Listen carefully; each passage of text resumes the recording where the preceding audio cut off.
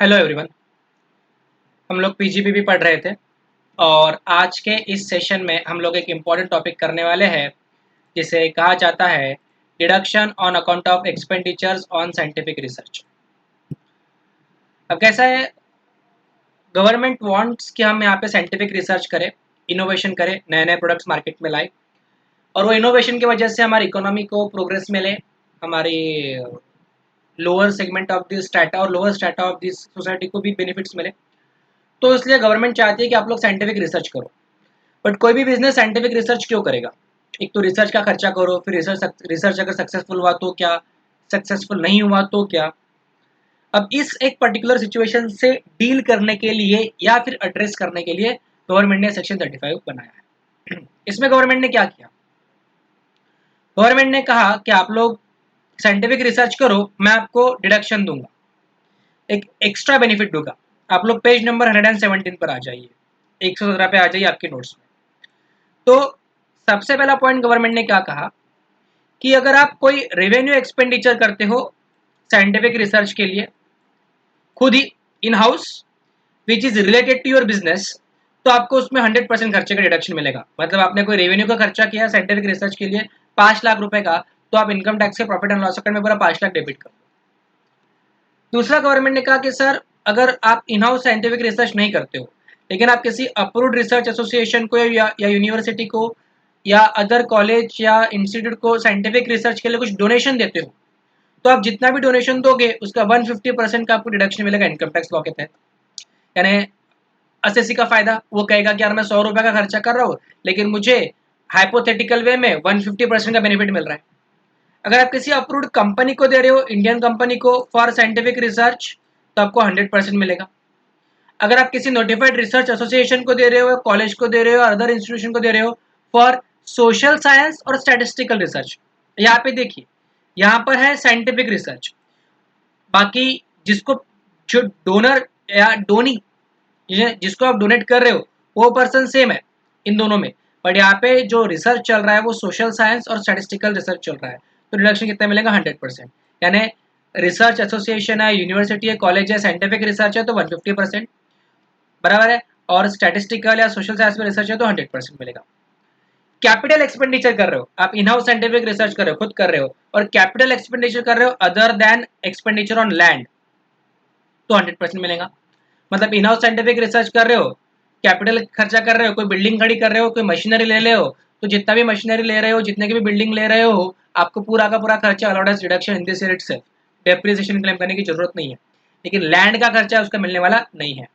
आप किसी approved national laboratory को दे रहे हो, यूनिवर्सिटी को दे रहे हो, या आईआईटी को दे रहे हो, या स्पेसिफाइड पर्सन को दे रहे हो, तो कितना मिलेगा? 150%। राइट।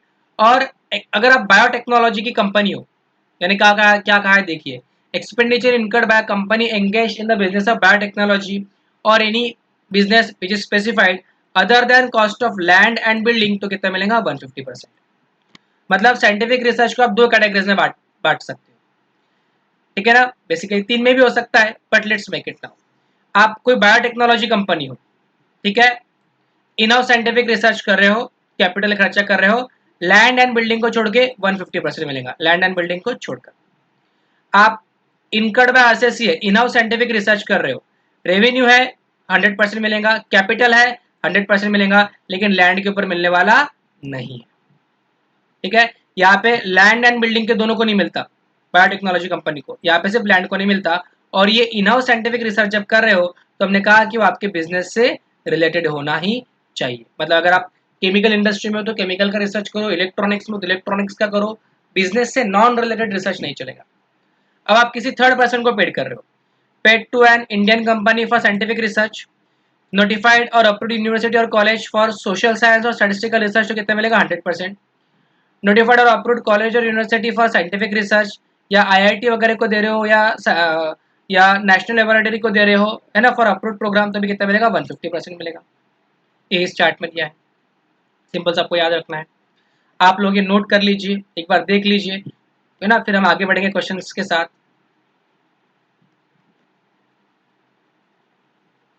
देख लिया आप लोगों ने? अब चलिए क्वेश्चन 8 पर आ जाइए आप।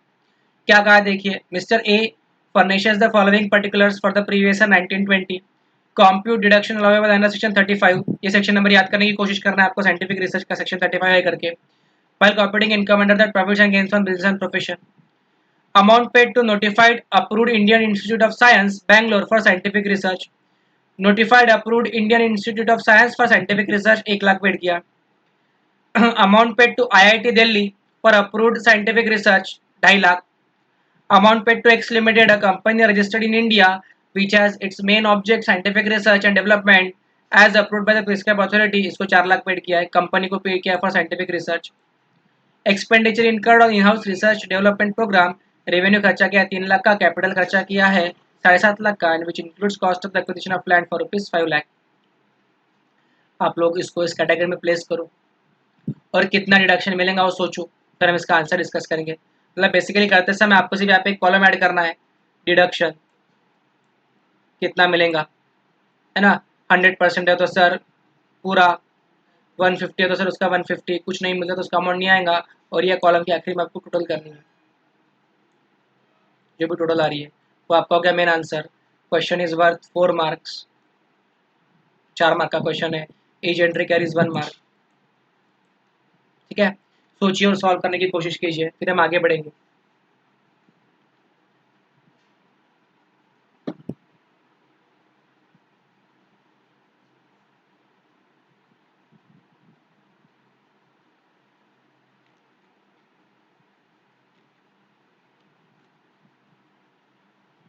किया सबने सॉल्व?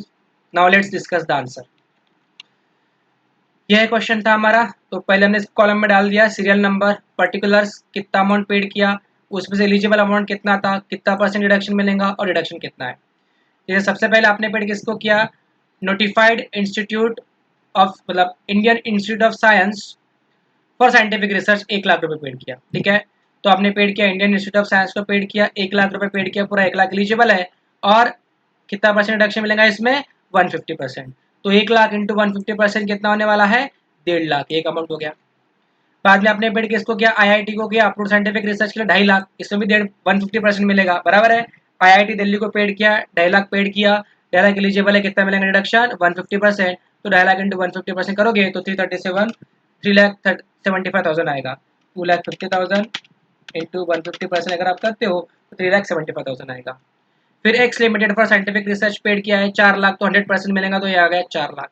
फिर इन हाउस में रेवेन्यू का तो पूरा मिलेगा, लेकिन यहाँ पे कैपिटल में लैंड का मिलने वाला नहीं है, तो 7.5 में से 5 लाख लेस किया. ठीक है ना. तो इन हाउस में रेवेन्यू में देखो 3 लाख पेड किया, 3 लाख एलिजिबल है, 100% मिलेगा. 7.5 लाख पेड किया, लेकिन एलिजिबल कितना, सिर्फ 2.5 लाख है, 100% मिलेगा. और इन दोनों का टोटल 5.5 लाख का डिडक्शन मिलेगा, और इन सब का टोटल कितना हो गया, 1,14,75,000. कितने लोगों का ये आंसर आया था? अगर आया तो बहुत अच्छी बात है, ये आपका एंड आंसर है ना. 4 मार्क का क्वेश्चन है, किसी बड़े क्वेश्चन में भी आ सकता है, ध्यान रखना है आप लोगों को ये. ठीक है, हम लोग मिलते हैं किसी और लेक्चर में. Thank you.